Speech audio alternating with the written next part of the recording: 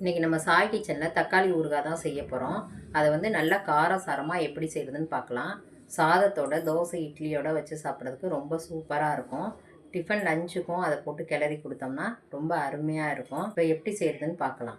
பண்ணுறதுக்கு 1 கிலோ தக்காளி எடுத்துக்கோங்க. நல்லா பழுத்த தக்காளியே எடுத்தால் தான் நல்லா டேஸ்ட்டாக இருக்கும். நல்லா கழுவி ஒரு காட்டன் துணியை வச்சு நல்லா தொடச்சி எடுத்துக்கலாம்.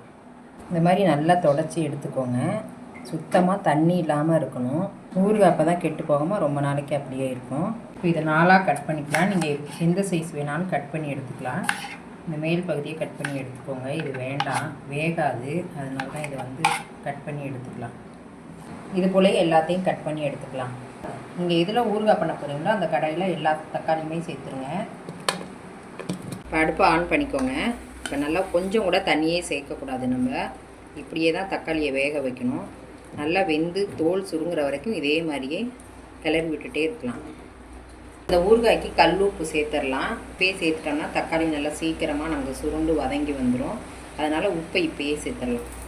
கல் உப்பு சேருங்க, அப்போ தான் ஊறுகாய் கெட்டு போகாமல் இருக்கும். நல்லா இதையும் கலந்து விட்டுக்கலாம்.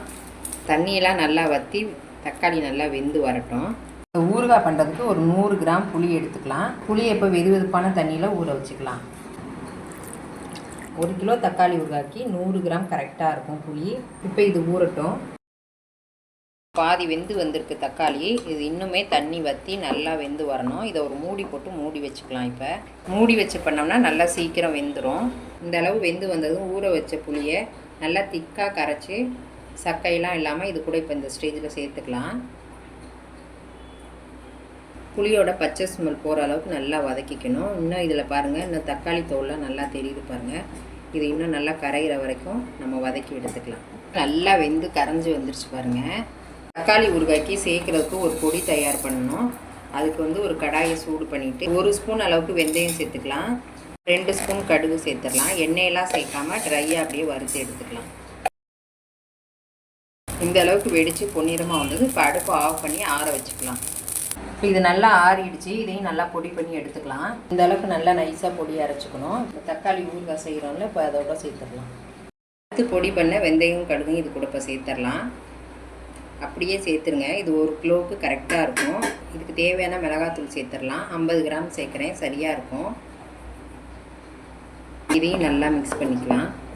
50 கிராம் மிளகாத்தூள் சேர்த்தா தான் நல்லா காரசாரமாக நல்லா இந்த ஊறுகாய் சூப்பராக இருக்கும். இந்த ஊறுகாய் இப்போ வந்து தாளிச்சிடலாம். 1 கிலோ ஊறுகாய் செய்கிறதுக்கு 200 கிராம் நான் கடலெண்ணெய் எடுத்திருக்கேன். நீங்கள் நல்லெண்ணெய் கூட சேர்த்து பண்ணலாம், அருமையாக இருக்கும். எண்ணெய் காஞ்சதும் கடுகு சேர்த்துடலாம். கடுகு வந்து 2 ஸ்பூன் அளவுக்கு சேர்த்துங்க. இந்த ஊறுகாய்க்கு கடுகு நிறையா இருந்தால் நல்லாயிருக்கும். இப்போ இது நல்லா பொரியட்டும். இது கூடயே 1/4 டீஸ்பூன் பெருங்காயத்தூள் சேர்த்துடலாம். இப்போ இது நல்லா பொரிஞ்சிருச்சு பாருங்கள். இப்போ இது கூட ஒரு 100 கிராம் வந்து பூண்டு உரித்து சேர்த்துக்கலாம். முழு பூண்டாகவே சேர்த்துக்கலாம். எடுத்து சாப்பிட்றதுக்கு அப்போ தான் நல்லாயிருக்கும். பூண்டு நல்லா பொன்னிறமாக வெந்து வரணும். பூண்டு இந்த அளவுக்கு நல்லா வெந்து நிறம் மாறிடுச்சு பாருங்கள். இப்போ தக்காளி ஊறுகாயோடு சேர்த்துடலாம். இப்போ இதை நல்லா மிக்ஸ் பண்ணிக்கலாம். ஊறுகாய்க்கு மேலே எண்ணெய் இந்த மாதிரி ததும்பு இருந்தால் தான் ஊறுகாய் நமக்கு வந்து கெட்டு போகாமல் ரொம்ப நாளைக்கு அப்படியே இருக்கும். எண்ணெயெல்லாம் நல்லா பிரிஞ்சு சூப்பராக ஊறுகாய் ரெடி ஆகிடுச்சு பாருங்கள். இப்போ இதை ஒரு பவுலுக்கு மாற்றிக்கலாம். சூப்பராக ஊறுகாய் நமக்கு ரெடி ஆகிடுச்சு. தக்காளி ஊறுகாய் ஒரு ஏர் கண்டெய்னரில் டைட்டாக க்ளோஸ் பண்ணி வச்சுக்கிட்டிங்கன்னா ரொம்ப நாளைக்கு கெட்டு போகாமல் அப்படியே இருக்கும். இதை நீங்களும் ட்ரை பண்ணி பாருங்கள். இந்த ரெசிபி உங்களுக்கு பிடிச்சிருந்தா லைக் பண்ணுங்கள், ஷேர் பண்ணுங்கள், கமெண்ட் பண்ணுங்கள்.